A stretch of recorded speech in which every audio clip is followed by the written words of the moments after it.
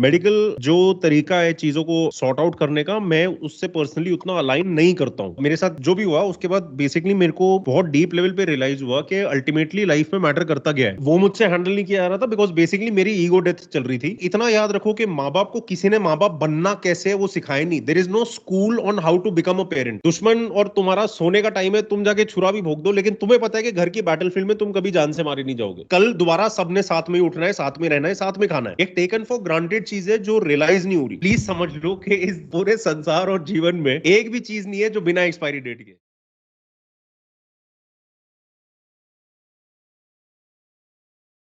मेरे और मेरे फादर के बीच में आज तक एक ही बार डिवाइड आया, और वो डिवाइड इंटेलेक्चुअली आया, क्योंकि मेडिकल जो तरीका है चीजों को सॉर्ट आउट करने का, मैं उससे पर्सनली उतना अलाइन नहीं करता हूं, और मेरे एक्सपीरियंसेस उसके साथ बहुत हॉरिफिक रहे हैं। और उसकी वजह से मैं प्लस प्लस मेरी भी थोड़ी स्टबर्ननेस एंड एडमेंटनेस के मैं मानने को तैयार नहीं था कि मेरे जैसे इंसान को भी डिप्रेशन हो सकता था या दिस दैट एटसेट्रा। तो उस पूरे पागलपन में and not wanting to accept to ourselves, not wanting to accept to myself, मैं और ज्यादा जोर से बाप के साथ या माँ के साथ लड़ूंगा, अपना बहुत स्मार्ट दिमाग यूज करूंगा, और ज्यादा जोर से रीजनिंग करने की, अलग अलग तरीके की, जस्ट क्योंकि मैं एक्सेप्ट करने को रेडी नहीं था डीप इनसाइड। बट उनकी बात सही थी। लेकिन ये पैटर्न मैंने फिर अपने माँ बाप में देखा कि वो डरने लग गए बेचारे। वो डरने लग गए, और फिर वो भी घुमा के ट्राई करते थे, you know, to convince me, या तो मेडिसिन के लिए या मेरी हेल्थ के ऊपर काम करने के लिए। मैं अलग कुछ और ही सोच रहा हूँ कि मैं तो इस प्रकार का हूँ, इसलिए मेरे साथ ये हो रहा है, एटसेट्रा एटसेट्रा एटसेट्रा, और मैं अपनी स्टबर्ननेस पे लगा हुआ हूँ। तो मेरे भी माँ बाप उस ऐसी सिचुएशन में आ गए थे जहां पे मेरे को ये उस टाइम समझ में नहीं आया, जब तक मेरे साथ मेरे जो बहुत खतरनाक इंसिडेंसेस एक कंप्रेस्ड पीरियड ऑफ टाइम में हुए हैं, उसमें से एक इंसिडेंस ऐसा था जिसमें मेरे साथ जो भी हुआ उसके बाद बेसिकली मेरे को बहुत डीप लेवल पे रियलाइज हुआ कि अल्टीमेटली लाइफ में मैटर करता क्या है। क्योंकि उसके पहले मैं बाहर की दुनिया में बहुत लड़ने की कोशिश कर रहा था, और बाहर की दुनिया में मेरे को मेरी सिग्निफिकेंस चाहिए थी, और वो सिग्निफिकेंस क्योंकि मेरे हाथ से छूट रही थी after having tested success, after having tested थोड़ा advancement and this and that, and अपने मन मर्जी के थ्रू अपनी लाइफ बना पाना एटसेट्रा। तो वो मुझसे हैंडल नहीं किया जा रहा था, बिकॉज बेसिकली मेरी ईगो डेथ चल रही थी, और वो मैं माँ बाप और इन सब के ऊपर निकालने लग गया। प्लस ऑल्सो फिर वो एक इंसिडेंट हुआ, वो इंसिडेंट में मैं ऐसे एक्सपीरियंसेस के थ्रू गया कि मेरे को समझ में आया असली में मैटर क्या करता है। और तब मेरे को समझ में आया कि मैं कुछ कुछ तरीकों से काफी बड़ा गधा था। मैं मतलब देख ही नहीं पाया कि मैं किस तरह से माँ बाप को हर्ट कर रहा था, या फिर वो यू नो असली में डर रहे हैं हमसे। ठीक है। क्योंकि ना तुम ये देखो कि बेसिकली माँ बाप के नजरिए से अगर तुम बच्चे को देखो, तो बच्चा एक ऐसी चीज है जिसके ऊपर माँ बाप की हमेशा अथॉरिटी रहती है, और वो अथॉरिटी कभी भी बच्चे को मारने डराने के लिए नहीं आती, वो प्यार की वजह से उसको सेफगार्ड करने के लिए वो अथॉरिटी आती है। लेकिन वो एक पैटर्न ऑफ अथॉरिटी बनता है, और फिर जब बच्चा बड़े होने लगे और फिर वो अथॉरिटी चैलेंज करने लगे, और फिर वो बच्चा फिजिकली अब बड़ा हो गया है तो उसको मार नहीं सकते हो, बाप मारेगा नहीं जिस तरह से वो 15 साल के बच्चे को मारेगा या 12 साल के बच्चे को मारेगा, जब तुम 20 के हो वो नहीं मारेगा। ठीक है। क्योंकि फिर literally man to man physical वाला एक अलग बैलेंस ऑफ इक्वेशन बन जाता है। तो बाप या माँ को ओवर टाइम विड्रॉ करना पड़ता है साइकोलॉजिकली अपने आप को, जितना वो पहले तुम्हारे को रेस करने में अपने आप को अप्लाई करते थे। और वो उनके पास जितने टूल्स और तरीके, और ये इतना याद रखो कि माँ बाप को किसी ने माँ बाप बनना कैसे है वो सिखाए नहीं। There is no school on how to become a parent. Parent बनना बहुत ही अलग लेवल का मुश्किल काम है, स्पेशली पहले बच्चे के साथ जब कोई एक्सपीरियंस ही नहीं है। इसलिए दूसरे बच्चे के साथ माँ बाप नॉर्मली, दूसरा बच्चा नॉर्मली ज्यादा ढंग से बड़ा होता है in most situations compare to पहला बच्चा। तो आपको उनको भी समझना है। इट इज लाइक आज अगर समझ लो मेरे और तेरे बच्चे हो गए, और हमें अब उनका ध्यान रखना है, हमें किसी ने सिखाया नहीं है कहीं से, हम मतलब कुछ पता ही नहीं हमें इन चीजों के बारे में। ठीक है।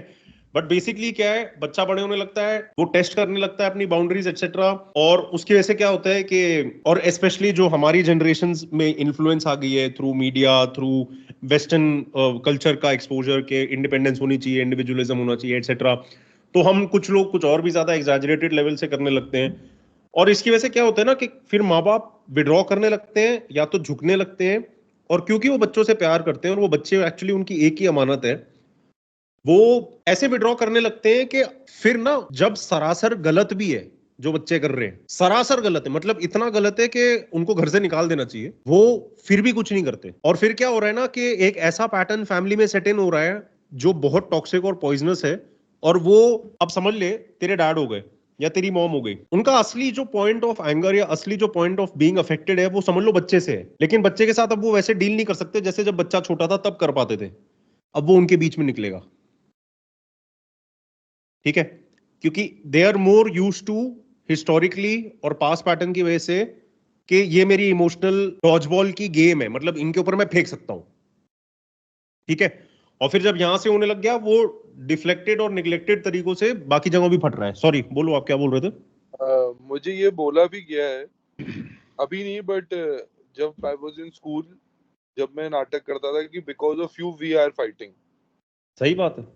और वो चीज अब उनको भी रियलाइज नहीं होती but they are doing it because of us for some or other reason. इंसान ना हैबिट का इतना घटिया क्रीचर है कि वो खुद जो रोज करते हैं ना, जैसे रोज शाम को वीड पीना, इतना अनकॉन्शियसली करते हैं ना हम, इतना अनकॉन्शियसली, मतलब जब एक एक्टिविटी रोज होने लगती ना, जिस तरह से लॉकडाउन बिहेवियरल प्रोग्रामिंग थी वो जनता के ऊपर, पहले दिन, दूसरे दिन, तीसरे दिन कोई ऐसी चीज हो ना जो तुम कभी लाइफ में ना करोगे, तुम पहले रेजिस्ट करोगे, लेकिन आफ्टर सम टाइम तुम रेजिस्ट भी नहीं करते हो, even though on a matter of principle या on a matter of truth या रियलिटी तुम उसके साथ अलाइन नहीं करते हो या एक्सेप्ट नहीं करते हो या तुम उसको अग्री नहीं करते हो, लेकिन आदत डलवा दो तो इंसान करता रहता है बिना सोचे समझे, ठीक है। और यही एक्चुअली चीजें होती हैं जो सबसे ज्यादा हमें प्रॉब्लम्स में डालती हैं, क्योंकि हम यहाँ पे भेजे गए हैं सीखने के लिए, हमारी इमोशनल आदतें क्या करने की कोशिश करती हैं और हम उसके बारे में जब कॉन्शियस हो जाएं तो उसको कैसे हमने रिकग्नाइज करके बदलना है, emotional as well as physical आदतें। क्योंकि आप ये समझो कि उनके टाइम पे सेल्फ इंप्रूवमेंट, यूट्यूब, ये सब कुछ भी नहीं था, इन लोगों को कुछ नहीं पता अपने बारे में। अब इसको तुम अगली बार आर्ग्यूमेंट में मत यूज करना कि आपको तो अपने बारे में कुछ पता ही नहीं है, इससे हमारा काम है एम्पैथी लाना, क्योंकि मैं समझ रहा हूं अगर मैं ये नहीं बोलता तो हो सकता है तू ये कर भी देता,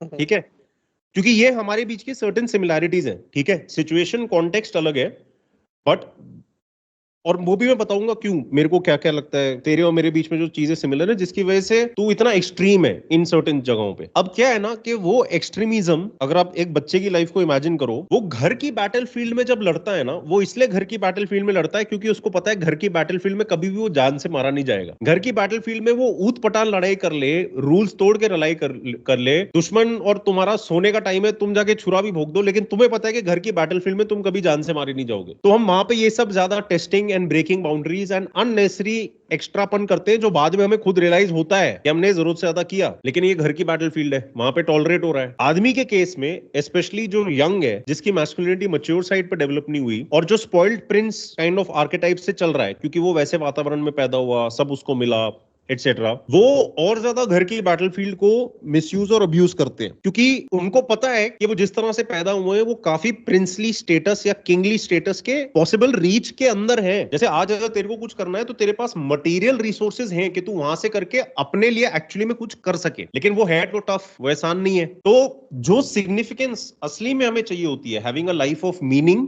एज वेल एज असली में मैच्योर करना एटसेट्रा, उसको हम एस्केप करके ना ये घर की बैटलफील्ड पे ज्यादा चीजें करते हैं, ताकि वहां पे हम एक feeling of dominance, masculinity, maturity etcetera आए, क्योंकि वहां पे वो लेना ज्यादा आसान है, क्योंकि वो एक स्टेज की तरह है, एक थिएटर के अंदर जो कंट्रोल्ड सर्कमस्टांसेस है, और रोज तुम जाके कोई भी नाटक वाला ड्रामा प्ले आउट कर लो, कल दोबारा सबने साथ में उठना है, साथ में रहना है, साथ में खाना है। एक टेकन फॉर ग्रांटेड चीज है जो रियलाइज नहीं हो रही। तो मेरे साथ कैसे रियलाइज हुआ था ना, मेरे साथ कुछ हुआ था जहां पे मेरे को ना पता नहीं था कि मैं हूं कहाँ, और मेरे को पता नहीं था कभी भी क्या मैं मतलब मैं मेरे को जैसे कि ना अर्थ है, अर्थ से उठा के मेरे को कहीं डाल दिया गया था, और वहां से मेरे को पता ही नहीं था कि क्या मेरे माँ बाप ने मेरे को छोड़ दिया है या क्या मैं कभी भी मेरे को मिलेंगे वापस या क्या।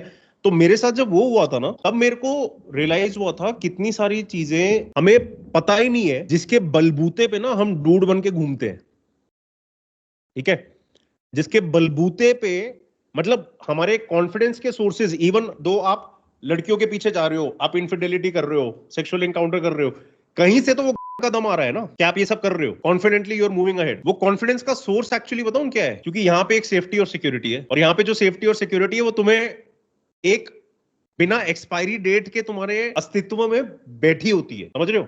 जबकि वो प्लीज समझ लो कि जिस पूरे संसार और जीवन में एक भी चीज नहीं है जो बिना एक्सपायरी डेट के। हम जहां पैदा हुए वहां पे सब कुछ एक्सपायर होने के लिए ही पैदा होता है। तो अगेन मैं भी पूरे बचपन से एक रेबेल रहा हूं, माँ बाप के अगेंस्ट रहा हूं, मैंने क्या ऊत पटान करी है लाइफ में मैं तेरे को बता नहीं सकता। मैं ब्लेस्ड हूं मेरे माँ बाप ने मेरे को वो छूट दी, एज वेल एज इतनी अनशन चीजें करी।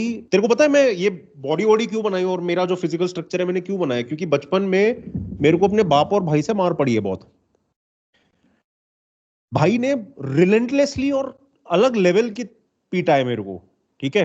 तो मेरे बचपन में ना सेल्फ से प्रॉमिस हो गया था कि मैं बड़े होके ऐसा बड़ा और तगड़ा बनूंगा कि इन दोनों की मां बहन एक करूंगा। मैं बड़ा हो गया, मैंने कभी इन्हें पीटा नहीं। मेरी पूरी family normal Indian average height genetics सब नॉर्मल है। मैं ही हूं जो उनसे 1 फुट ज्यादा लंबा है, ऐसा शरीर है, क्योंकि मैं फिर उसके ऊपर काम किया 14 साल की उम्र से। लेकिन मेरे बाप को मुझे और पीटना चाहिए था, क्योंकि जो अकल मुझ में जितनी भी आई लाइफ में वो और शायद जल्दी आ पाती, ठीक है? तो actually he should have hit me more. Today he has left, he and my mother were here. आज वो गए हैं। आज मैंने जमीन पे बैठ के उनके दोनों पैरों को अपने मुंह से किस किया है। और मैं एक ऐसा बच्चा था जिसने कभी अपने माँ बाप के पैर वैर नहीं छुए कुछ सालों के पहले तक। मतलब जब से वो वाला इंसिडेंट हुआ जहां मैंने बताया कि मेरे को रियलाइजेशन हुई क्या चीजें मैटर करती हैं, तब से वो सब हुआ है। नहीं तो उसके पहले मतलब मैं भी अपने मॉम डैड को जितना कैजुअली लेता था मैं बता नहीं सकता। मतलब बचपन की लड़ाइयों और रेबेलियन में मैंने अपने माँ बाप तक को गालियां दी होंगी। लेकिन ये हमारी नादानियां है। और आज का जो समय है, आज का जो ब्रह्मांड है, वो इतना इल्यूजरी है कि हम लोग को अपना सच ढूंढना और अपना रास्ता ढूंढना इतना ज्यादा कॉन्वोल्यूटेड, पॉल्यूटेड और कंफ्यूजिंग और लंबा गोल मटोल लूप बन गया है कि हमारी जनरेशंस जब certain important and everlasting truths of life and love समझेंगी ना, तब तक it will be too late for our own lives।